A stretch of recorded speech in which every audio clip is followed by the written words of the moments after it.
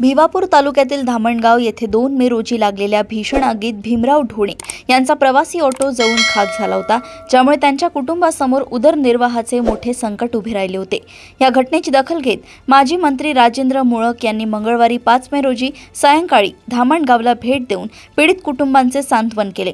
केवळ सांत्वनच नाही तर राजेंद्र मुळक लोकसेवा प्रतिष्ठानच्या वतीने ढोणे यांना नवीन ऑटो घेण्यासाठी आर्थिक मदत जाहीर केली।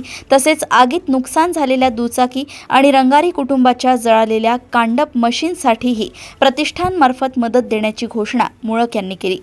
पालकमंत्र्यांनी शासकीय मदतीचे आश्वासन दिलेले असतानाच मुळक यांनी जाहीर केलेल्या या तातडीच्या मदतीमुळे रोजगाराचे साधन गमावलेल्या कुटुंबांना मोठा दिलासा मिळाला असून ढोणे यांचा थांबलेला ऑटोचा प्रवास आता पुन्हा एकदा सुरू होणार आहे। धामणगाव विद्यामंदिरमध्ये 2 मे रोजी ज्या आगीच्या तांडवामध्ये लोकांचं नुकसान झालं, त्यांना आज भेटीसाठी आणि काही मदत करण्याकरता सांत्वन उमरेड विधानसभा क्षेत्राचे माजी आमदार राजेंद्र मुळक आणि महाराष्ट्र राज्याचे माजी मंत्री सुद्धा राहिलेले आहेत, ते या ठिकाणी आलेले आहेत। जाणून घेऊया काय सध्याची 3 दिवसाच्या नंतरची स्थिती या धामणगाव विद्यामंदिर। साहेब, आपण आता आपत्तीग्रस्तांचा दौरा केला, कशी स्थिती आहे 3 दिवसानंतर? आता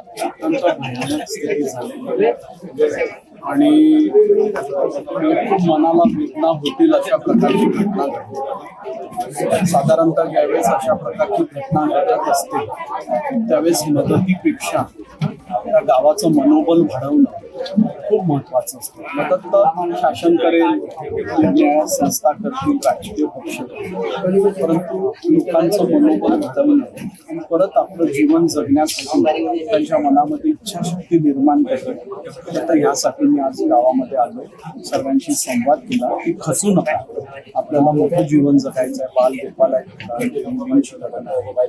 त्यामुळे त्यांचं मनोबल वाढवण्यासाठी मी आलो आणि सगळ्यांची माहिती घेतली। घराघरामध्ये जाऊन पाहिलं, प्रचंड नुकसान झालं।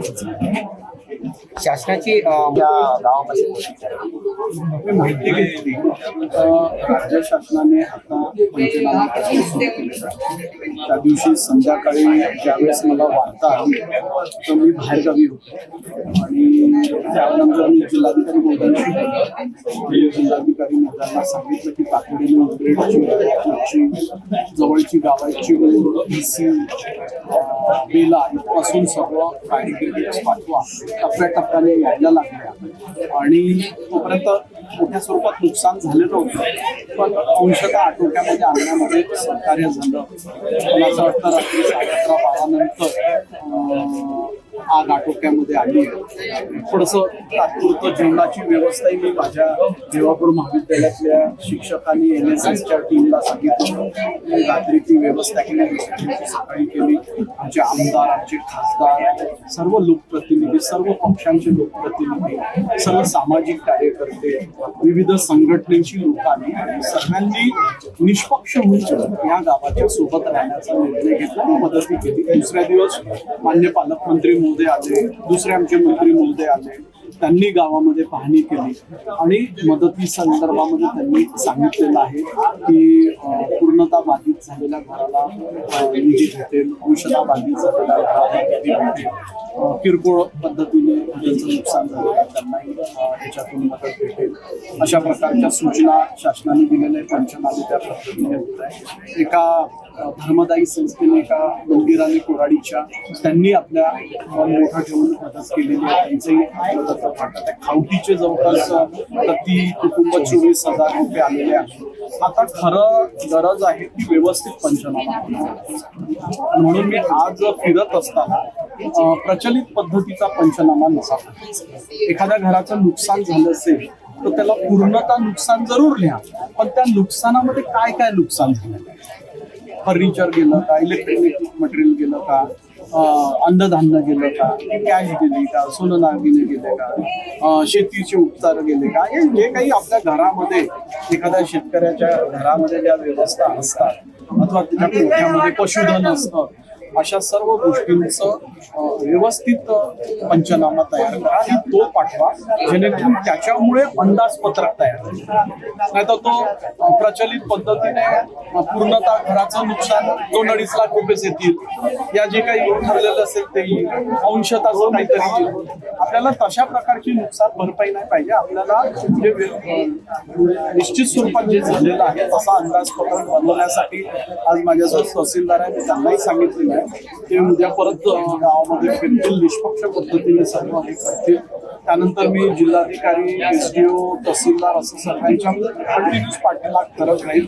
एक व्यवस्थित पंचनामा लोकांचा, विविध सेक्टोरियल पंचनामा शासनाकडे गेला पाहिजे आणि त्यातून मदत कशी आणायची या संदर्भात तिथले लोकप्रतिनिधी, शासन आणि आम्ही सर्व लोक या संदर्भात. एक शेवटचा प्रश्न विचारतो. मी आता दौरा केला, काही लोकांशी भेटल्या, काही प्रशासनातील अधिकाऱ्यांकडून काही पंचनाम्याविषयी त्रुटी आढळत आहेस का? आणि दुसरा एक प्रश्न होता की शासनाकडे आपल्या या गावाला काय मागणी आहे आता यानंतर? असं आहे की ज्या पद्धतीने पंचनामा झाला तो त्यांनी केला, अंशतः काही त्याच्यामध्ये त्रुट्या आहे. मी आज त्यांना सर्व समजावून सांगितलं की बा काही घरं सुटलेले आहे, काही गोठे सुटलेले आहे, काही घरामधले काही गोष्टी सुटलेल्या आहेत, काही बरोबर नोंदणी नाही झालेल्या आहेत, त्याही मी त्यांना घ्यायला लावल्या आणि बसून व्यवस्थित पूर्ण तयार करा. आणि मी स्वतः नजर फिरवणार आहे. गावाच्या सरपंच आहे, गावातील इतर सर्व पक्षाचे लोक, सर्व जाती संदर्भातले समाजाचे लोक यांना सर्व विवरण